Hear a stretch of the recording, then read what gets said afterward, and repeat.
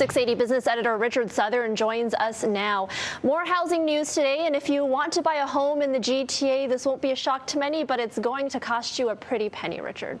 Yeah, and a big round number for the first time, Erica. Good evening to you. For the first time, the average home price here in the GTA has reached $1 million.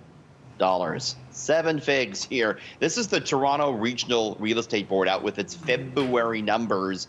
And boy, the housing market on fire last month. Take a look at this. The average selling price, just over $1 million in the greater Toronto area. When you break it down, though, the detached homes continue to, of course, cost you the most. The average detached price at $1.3 million plus. Even semi-detached homes, Erica, going for 7 figures here on average, just over $1 million for a semi, up 20%. Townhouses, $858,000 on average. The average condo price was actually lower at $642,000, but sales for condos did rocket higher in the month. So it's a tough market to get into. You know, the pandemic has only heightened people's interest in homes, and near record low mortgage rates have just added fuel to the fire area. It's just incredible. The Canadian government is recognizing the pandemic is still causing economic problems for a lot of people, so they're extending the life of a few subsidy programs.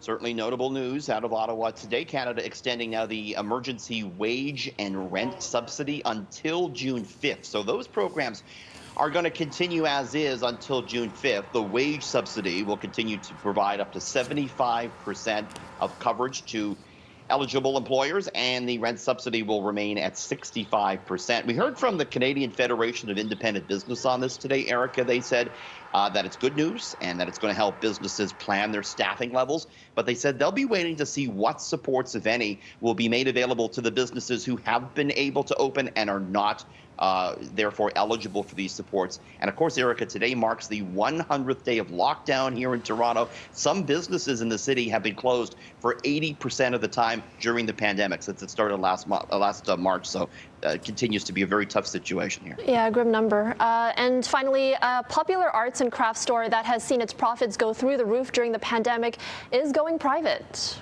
Michael's. You ever been into a Michael's? I have, yeah, not recently though.